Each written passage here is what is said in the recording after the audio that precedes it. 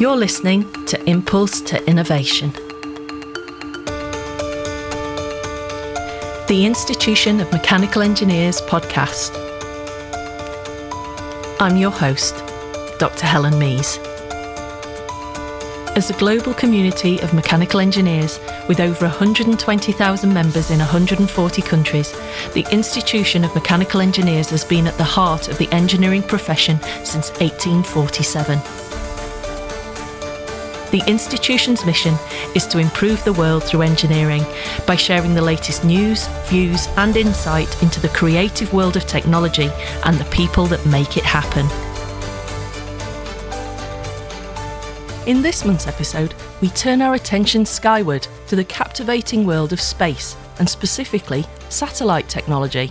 Humankind's fascination with the cosmos has never really wavered, but last year saw a resurgence in interest by the return after 9 years of a fully reusable space vehicle and its first human crew, when Behnken and Hurley took off in the Dragon capsule atop the Falcon 9 rocket. But the launch of satellites is often met with much less fanfare. Yet we couldn't live our technology-driven lives, and we certainly wouldn't have learnt about the wonders beyond our solar system without them. In fact, of the 104 successful space flights last year, about 80% of them were to put satellite technologies into space. My guests today are passionate about satellite technology, how they operate, communicate, and how they are changing the way we perceive the universe. Christine Broccoli-Blatt, Senior Project Manager at Mullard Space Science Laboratories, took time out of her day to talk to me about building satellites and how her work will tell us more about the physics of our sun. Hi Chris, and welcome to the first I2I episode of 2021. It is great to have you on the show. Now, I know you have been an active member of the IMechE for many years, being on council and other strategic boards, and particularly in the Southeast region where you're regional chair. And I also know just how passionate you are about STEM outreach and education and encouraging young people into this profession. But tell us about Chris the engineer, because as far as I'm concerned, you have got the coolest job on the planet. So what's it like building instruments for satellites? Hi, Helen. Thank you for having me. It's like I'm a big kid, basically. I've got a big Lego set. So my job, I'm a senior project manager for Mullard Space Science Laboratory, which is part of UCL.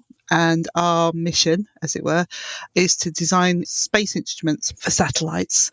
I kind of stumbled into it. I've always been a Star Trek fan and a Star Wars fan, and everybody who knows me knows how big a geek I am. And I started off with always wanting to be a chartered engineer. I wanted to design cars, and all my schooling was focused around being an engineer. And I went to Birmingham University and got a degree in mechanical engineer, was a sponsored student from Dowty Aerospace, and eventually I got the opportunity to work at Ricardo Consulting Engineers down in Shoreham by Sea. From there, I got chartered and became focused in more engineering projects, the project management side. And I got this opportunity I saw one day, it was my husband, saw one day an advert for a thermal engineer at Mullard Space Science Laboratory. And I went for the interview thinking, I'm not going to get it. I'll just find out, because I wanted to be Scotty on Star Trek. And the interviewer, my head of mechanical engineering at Mullard, said, what else do you do? I said, I project manage. He went, okay. And I got the job offer the next day. Wow. So that was 20 years ago. I haven't left since. And I've been working, I'm on my 6th or 7th flight mission at the moment. So that's incredible. It's a lot of fun. Yeah, I can imagine. The last 14 years, I think that's what we're going to go on to talk about, is the Solar Orbiter mission. That has been sort of my biggest project. Yeah, the Solar Orbiter mission I'm really excited to talk about. Just to give our listeners a bit of background, the Solar Orbiter mission took off in early 2020 and will help scientists analysed the heliosphere, which is the vast bubble of charged particles that engulf the whole solar system. It's going to examine the sun in much greater detail than ever before and to understand the links between it and the heliosphere. So that's going to give scientists some real insight into how these two things behave together. It's going to do 22 orbits around the sun, and although data collecting is already underway in the cruise phase, the full mission will start in November 2021. Now, if all goes to plan with the mission, it will hopefully continue into an extended mission period planned for 2026 to 2030, so that the spacecraft can be manoeuvred into higher solar latitudes and look down on the poles of the sun. Now, that's incredible, Chris. I mean, how do you make sure that a satellite is going to survive in those sort of conditions for that length of time? Solar Orbiter was very a challenging mission, and we knew that from the start. It's sort of the first ideas of Solar Orbiter and what the scientists wanted to do was back in 1998. So we're sort of, from the initial ideas of Solar Orbiter, we're sort of like in the 22nd, 23rd year of this mission. Building a satellite is a long process and takes a lot of time and effort, sort of designing, putting proposals in, evaluating what exactly the scientists wanted to do. For Solar Orbiter, the brief was simple in that they wanted to ensure the heliosphere, this sun's effect on the solar system, how it's actually generated, and try and get Solar Orbiter as close as we've ever been before, and as close to the poles because we've never been there before. And also, we've got two sets of instruments on the satellite. Some are what we call remote sensing. They're telescopes at various different wavelengths. And then we've got in situ instruments which measure properties actually around the spacecraft. And what we're trying to do is, as the satellite moves through space, it will encounter particles from the sun, mainly from the solar wind. It will encounter magnetic waves, it will encounter radio waves, and the in situ instruments measures these properties at the spacecraft. And what we're trying to tie up is their variability, their strength in response to things that have actually happened in the sun. So it's exciting for solar physicists because that's the first time we've ever done that. The cameras are actually on the telescopes are some of the most precise we've ever sent. So, the first images from the sun have been sort of amazing, seeing the detail at the scale on the sun's surface. So it was the biggest challenge, as everybody can expect, was the heat. Right, yeah. Solar Orbiter was designed with the heat shield, and a lot of research went into that. It was the first thing they actually decided, right, this is what we need to develop, is this heat shield that the instruments stay behind. The telescopes look out through it behind little shutter doors, and two of my sensors actually peek over the top of it. So that was one of the things, because electronics, if anybody knows, if anybody's left their iPhone on a radiator, will know that electronics don't like being hot. They like being nice and toasty warm at room temperature. So that was the whole challenge of balancing the coldness of space against the heat coming from the sun at various levels of the orbit, was that. What we tend to do with satellites and all equipment we send over, we build prototypes. And the first prototype we built was a performance one. Can we actually build sensors that measure the properties that we want at the rates we want to actually answer these scientific questions? We then go on and build what we call a structural thermal model, which look exactly like what we're going to fly, and they're structurally the same and thermally the same. The thermal behaviour is the same. It gives out the same heat. It's got the same heat sinks, and then test those to make sure that they can survive A, the rocket launch, and B, sort of 12 years, 13 years in space. Traditionally, we've always trying to put these models in serial, these prototypes in serial, so we actually can feed some back into. But we had to learn a little bit more, do that a bit faster with Solar Orbiter because it had a shorter project span. Right. And so we actually, at the same time, built the STM, built an engineering model which could behave in software, behave electrically, the same as the instruments. So they didn't look like them, but they actually behaved. They had the right electronics in them. We could you can sort of simulate a particle hitting the detectors, and they would behave to actually help us develop the software, help us develop the power systems, because we have got a base voltage on the spacecraft of 28 volts, and some of these sensors need thousands of volts to actually operate. So the onboard transformers are just simply amazing. Yeah, I can imagine. Well, yeah, I mean, I'm fascinated by that. I mean, the solar wind analyzer that's on board Solar Orbiter. Now, you were involved in developing, I think, 3 sensors. Is that right, for the SWA suite? Yeah. So what are these sensors for, and what sort of information are you able to glean from the data that they send back? Okay, so my job is as project manager for the Solar Wind Analyzer. So I'm in charge of the day-to-day running of building the suite. I always likened it so that we've got a chief scientist, Professor Chris Owen. If you liken him to Star Trek, he's Captain Picard, and I'm Commander Riker. So I'm basically in charge of the whole of the Enterprise on day-to-day. And Solar Wind Analyzer is made up of 3 sensors. We've got the Electronic Analyzer System, or EAS. That's built by my own institution, Allard Space Science Laboratory, and that detects electrons. That sits at the back of the spacecraft on the boom, way out in the cold. Then we've got the heavy ion sensor that's built by NASA. We're leading with Southwest Research in a number of American universities, New Hampshire, Michigan, and also Goddard Space Science. And that detects heavy ions. That's sort of the basic particles at the lower end of the periodic table. And then finally, the third sensor is the proton alpha sensor. So that's picking up protons and alphas. And that's built by IRAP in France, Toulouse. So I've got 3. I got a British team, I got an American team, and I got a French team predominantly. Each of the teams actually had help from the French team kind of helped the American team. Another French team helped us. We helped the French team as well.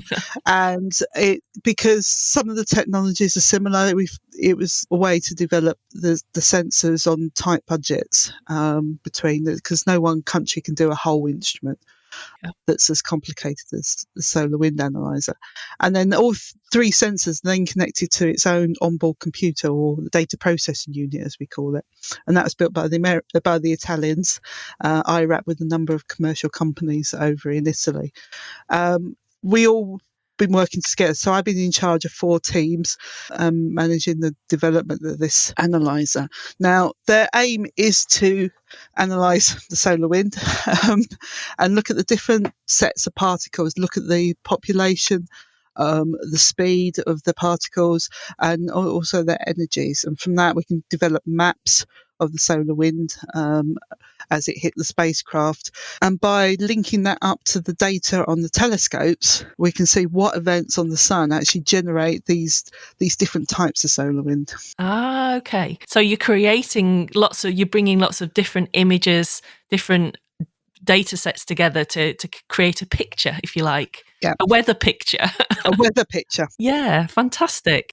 So the EAS analyzer system was built at MSL, and we're using sort of the 28 volts that come into the system. We're transforming it up to about 4,000 volts, and it's basically on the principle that we put in a positive voltage on a surface, and the electron is attracted to that surface. And by having various surfaces at different potentials, we can move the electron so it can hit particular particle. And because the aperture is 360 degrees open, we can then work out which angle the electron has come into. And we did the design work on the box, look at the electronics, and then we got the actual detector itself was produced by LPP, which is one of the French universities in Paris, and they gave us that. A lot of this is collaboration. That was the challenge for me, to get 4 different teams with 4 different sort of cultural backgrounds to work together on time. I try and encourage people to motivate people through leadership, and that's been an absolute challenge. And I've made some really good friends because we've had meetings together and we've gone out and socialised afterwards, and trying to put a sense of community together that's quite global. Yeah, I think that's very much the sense that I'm getting from you in terms of this is not only the engineering challenge, but actually working globally with so many engineers and scientists all across the world to solve this problem. I mean, and the length of time it's taken you to get this into space is such a fantastic story, which I think really can resonate with many engineers around the world, which is fantastic.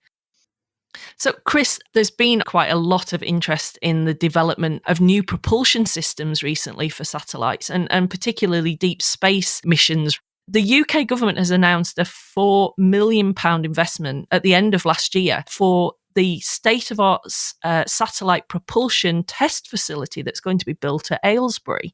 Now, the UK already has a growing space manufacturing sector. So how do you see this investment will benefit the satellite market in the coming years and the sort of work that you're doing? I've always believed that Britain's best kept secret is its space industry. A number of times people said, "Oh, do we actually work in space?" Any investment that the government put in or private companies put into our industry is going to not only benefit the industry, but benefit the country as a whole.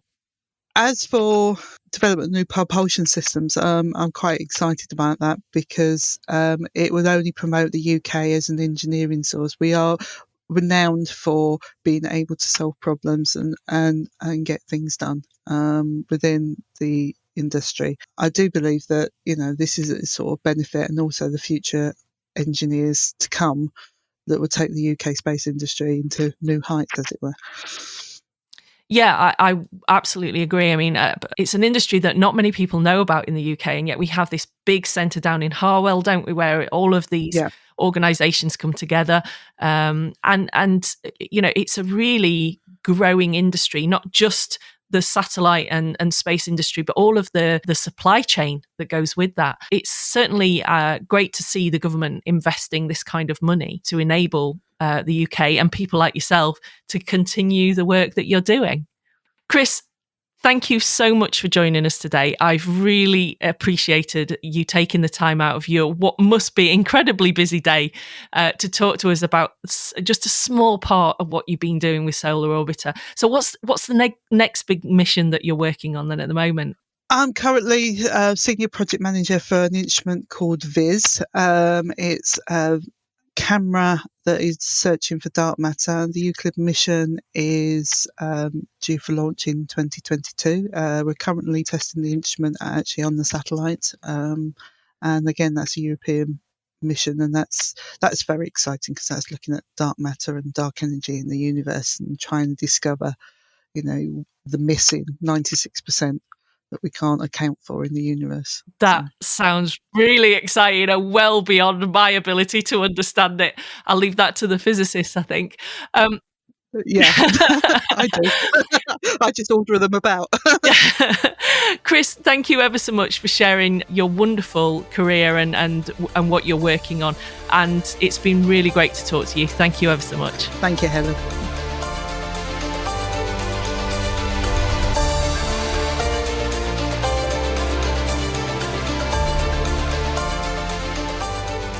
Mike Lawton knows a thing or two about squeezing large structures into small spaces and has built an award-winning business innovating deployable assemblies for the satellite industry, such as solar panel arrays, antennas and boom systems.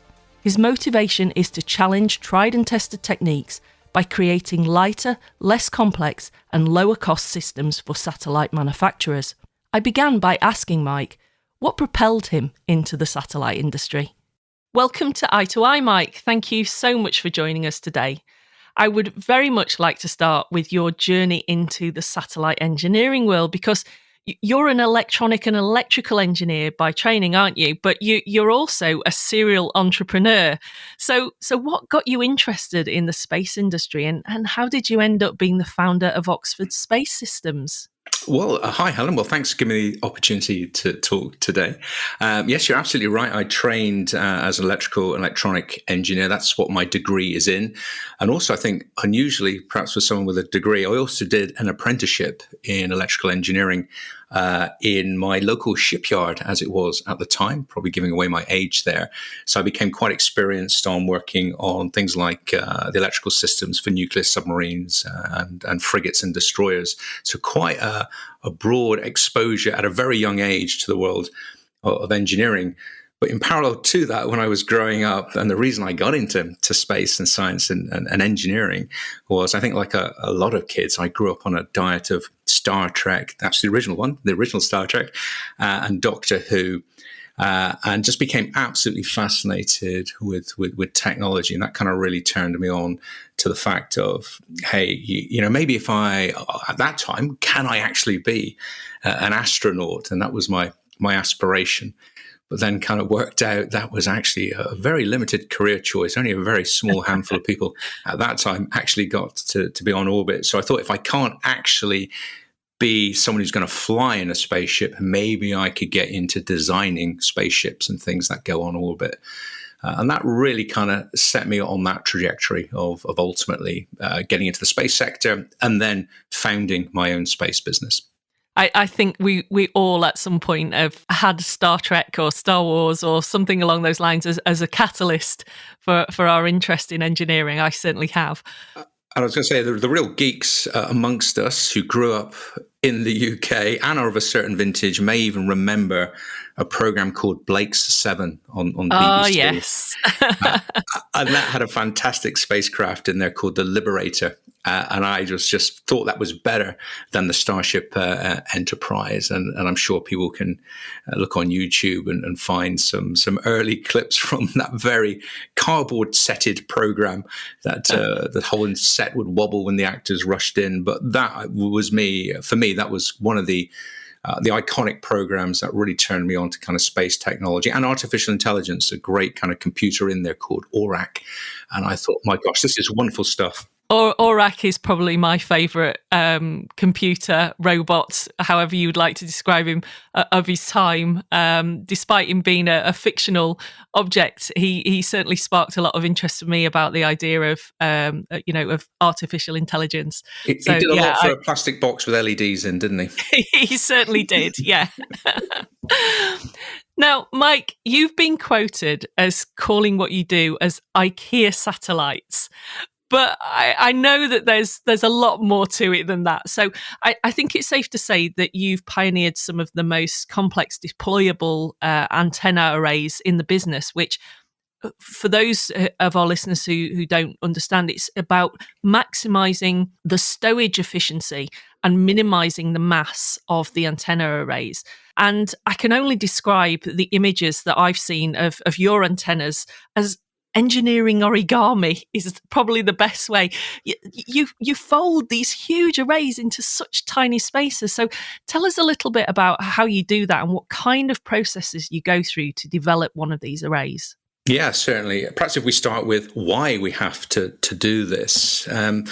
When people see a rocket taking off, I don't think most people realize that roughly 95% of that is a big fuel tank. We need a huge amount of energy to get a very relatively small payload or satellites on orbit. And it really is just the top pointy bit, the cone of the satellite, or the canopy, as we call it, which actually is the storage space for us to take the thing that's going to pay the bills of that rocket on orbit. So it means anything currently we want to get on orbit has to stow in the absolute smallest possible space as possible and be as light as possible. And that means any large object we want on orbit, be that a solar panel or an antenna, has to stow in the most efficient way possible. So the art of designing spacecraft is probably one of the toughest engineering challenges out there. And when you think about it, you've got to design this thing that's going to live on orbit for many, many years to survive a journey of about 10 minutes. And it's a bit like designing a town car that's only ever going to go to and from the local supermarket. But before you're allowed to take delivery of it, it's got to survive the Paris-Dakar rally. And then you can use it in the application you actually want to use it for. So we've got to design everything to actually survive the violence of launch. And then it has a pretty benign existence in terms of the mechanical stresses it's going to see when it's on orbit. So all that has to be taken into account as well when we're designing the spacecraft. And you mentioned the word origami, and that's exactly the technique we use with some of the antennas. If you can imagine a large parabolic antenna surface, we quite often see these as satellite dishes on ground stations. We want the equivalent of that on orbit. So how do we get such a large parabolic area into an incredibly small volume without damaging it and obviously having it reliable such that it can deploy on orbit? So when you think about that surface, it has to be a flexible material, and we need to stow it in a certain way that when we deploy it on orbit, we don't have any deformation or creases. And origami is the art of folding a material without damaging it, without creasing it. So we do actually use a lot of origami techniques in folding antenna surfaces to get them to behave as we want on orbit. And since getting into designing antennas, I've become amazed at the mathematics behind origami. It's in fact a very, very disciplined art form, and mathematicians love writing the formulas to describe various folding patterns. And of course, if you can describe something mathematically, that lends itself to simulation. And what the space industry really likes is being able to simulate and prove things. So we've taken this very ancient art form and translated it into essentially a working science and technology we can use to pioneer the next generation of antennas we have on orbit. That's just amazing to me. I will make sure that I put some pictures up on the feed for the podcast so that people can see some of the complex designs that you've created. The origami process is just really fantastic. And as you rightly describe, the mathematics behind it as well is really fascinating. So it's great to be able to see how we can get such big objects into such tiny spaces. Now, I couldn't really talk about satellites with you, Mike, without talking about space debris.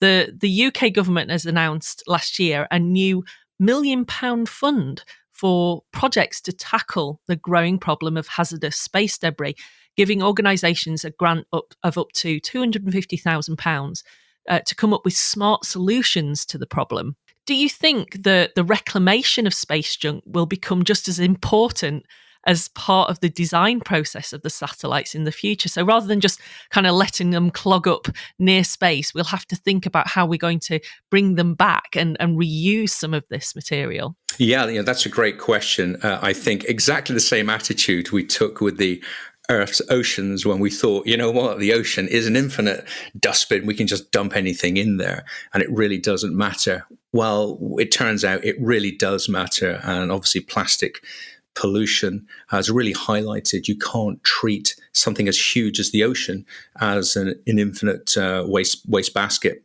And that was really our approach to satellite technology when we first started launching. Obviously, on orbit, your surface area is vastly greater than that of the Earth. And we kind of almost thought it's an infinite volume, kind of, what could possibly go wrong here? It's a huge space. But it turns out that stuff, at least in low Earth orbit, is going to hang around for many, many decades, in some cases several hundreds of years. And we've discovered a fact that we can't just assume debris is going to behave itself. It interacts with other debris. And I believe the current predictions are if we never launched another satellite, just with accidental collisions between satellites and debris on orbit, our debris cloud is naturally increasing at a few percentage points per year. So we've got not quite a runaway effect, but we've got a cumulative effect that we've now set in action. So that's why we're now seeing these initiatives that actually we've now got to start cleaning up space. And it's worth pointing out that debris isn't uniformly distributed on orbit, we have sweet spot orbits where it makes a lot of sense to put a communication satellite or an Earth observation satellite. So we have these orbiting bands, a bit like the rings of Saturn, of debris clouds. So we have specific target orbit altitudes we really need to clean up. So I view space debris not as debris, but kind of a resource in the wrong place. So when you think about it, we've spent huge amounts of money getting very, very high-grade materials on orbit. So we've got an incredibly expensive resource kicking around in orbit. Obviously, the simplest way is to try and get that out of orbit and burn it up. Can we force dead satellites to deorbit? And there's a whole industry that's developing around the technologies that we can put on a satellite before we launch it to actively remove it from orbit in order to clear out that spot. But that doesn't solve what we've already got up there. So there's other companies looking at how can we intercept this incredibly fast-moving debris, which is, of course, tumbling in 3 axes. How do we capture this material and either destroy it, burn it up in the atmosphere, or perhaps much more interestingly, is this a resource we can then process on orbit and perhaps build new satellites or new technology? And NASA's actually done a study of reusing or repurposing the upper stages of launch rockets. Could we actually take these huge cylindrical objects, which are almost in low Earth orbit, could we then boost them to actually get into orbit? And that could form the outer shell of a future space station. So a lot of thought is taking place. A lot of companies are actually being formed to address space debris and see it as an economic opportunity. So I think it's really exciting times in the industry. So no real surprise, we're seeing a lot of initiatives in the UK, these awarding of kind of relatively low-level grants to explore ideas of how can we turn what appears to be a problem into a commercial opportunity. So very exciting times. Yeah, absolutely. I'm fascinated by it. As someone who's very engaged with the sustainability of engineering processes, I'm absolutely fascinated by hearing from you that this idea of actually building things out in space with the space debris, that in itself sounds like a wonderful opportunity. But to be able to gather all of this material together, which I presume some of it is quite rare materials. Is that right? Yeah, absolutely. When you think about just the chassis, the frame of a satellite is very high-grade aluminium. It's very expensive, refined material. And the sort of silicon that we put on orbit to power our satellites is very high grade, very high efficiency solar panels. It's state-of-the-art triple junction solar panels because we need very high efficiency, so we can make a smaller solar panel to get it into orbit because it's back to that challenge of getting very efficient technology on orbit. So we have very expensive materials. And of course, when a satellite gets to the end of its life, it's not every single component that's worn out. It tends to be, especially with a geostationary satellite, they simply run out of fuel. They run out of the ability to carry on pointing in the direction we want them to point in. So in some cases, you've got satellites approaching, $1 billion in value. That's simply the fuel tank's empty. Wow. So it makes a huge amount of sense to work out how perhaps we can either refuel that asset and bring it back to life, or perhaps more ambitiously, in the future, we design a satellite to be disassembled on orbit robotically. And perhaps we can reuse the solar panels that may have another 5 or 10 years life in them. Maybe we can reuse the antenna system. So the idea of designing a satellite for on-orbit disassembly, I think, is something we're going to start to see the industry transition to, because it makes huge economic sense to do so. Yeah, absolutely. Wow, I'm really excited to hear about that. I'd be really interested to hear from any of our listeners as well if they've got any thoughts on how they might do that. So if you've got some ideas, please send us an email. We'd be more than happy to hear about your ideas for recovering some of this material. Now, a few years ago, Mike, the IMechE reported on the growing market for nano and micro satellites. And of course, the multi-sat program Starlink now has over, I think, 1,000 satellites in orbit, which will be used for global internet access. So what kind of innovations in space and satellite technology are we going to see in the future? And what do you think is going to really drive the industry forward? I think we're going to start to see what I call containerization. So let me explain that term. So in the same way, when we hit upon the idea of evolving the shipping container as an efficient way of moving goods and services around the planet, because before that, ships simply had kind of sacks and bags and kind of open containers loaded on them. It was an incredibly inefficient way of moving things around until someone had the bright idea, why don't we have a shipping container? They can then stack in a uniform, predictable way on board a boat. And you know what? We can then lift them onto the back of a truck and transport them way more efficiently. And that's caused a massive drop in cost in transportation. So now we're in the space industry. It used to be every satellite was a complete bespoke design, which meant you had to come up with a bespoke way of getting it on top of the rocket you want to get into orbit. What we've started to see in the industry with nanosats and so-called CubeSats is we're now agreeing standardized form factors for satellites. So we talk about a 3U, a 12U, a 16U.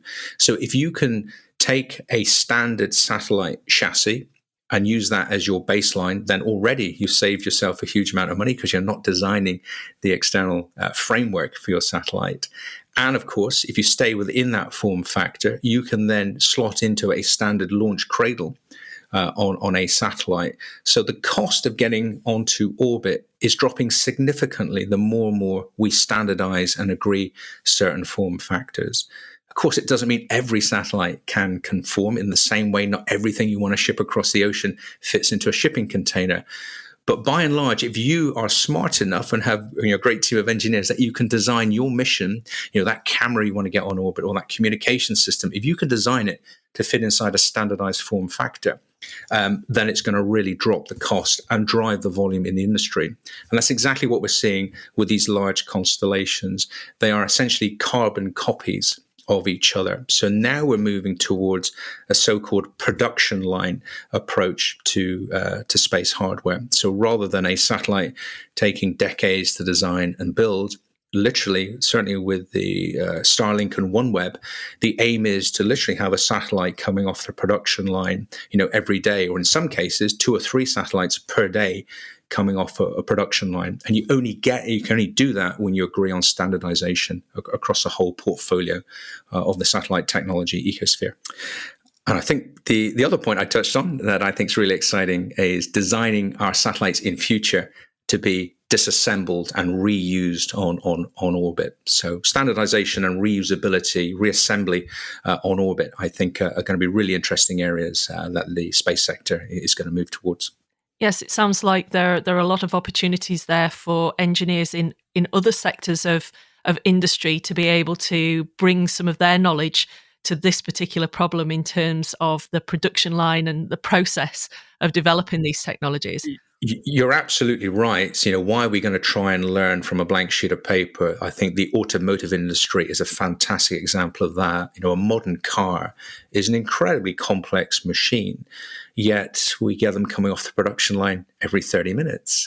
And this is technology that people's lives depend upon. It's got to protect a human being. So from one engineering aspect, you could argue the standard is somewhat higher than a cheap CubeSat. So how do we leverage those engineering skills from an operational production environment? How do we bring that learning, that understanding that's evolved over 100 years in the automotive industry? How do we bring that into the space industry and then build upon that excellent skill set?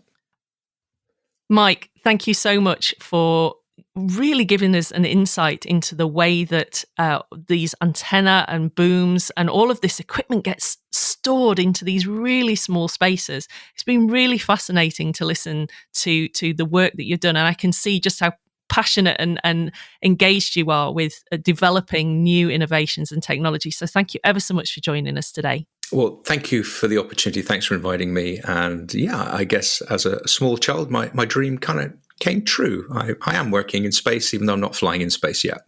I think there's a lot of people who would be very envious to know that, you're a space engineer. Thank you.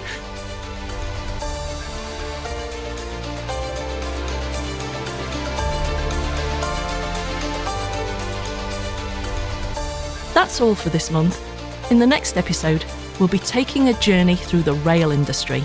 We will be finding out about rail automation and the future of train design, what steps the industry is taking to create emissions-free systems, and the importance of rail connectivity in mass transit programmes.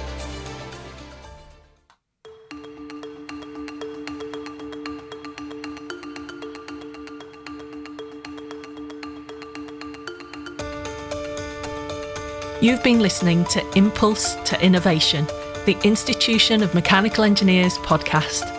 Thanks for listening.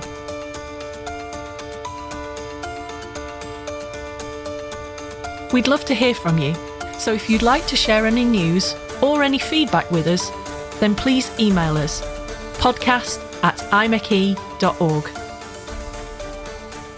All the information on this episode can be found in the episode notes.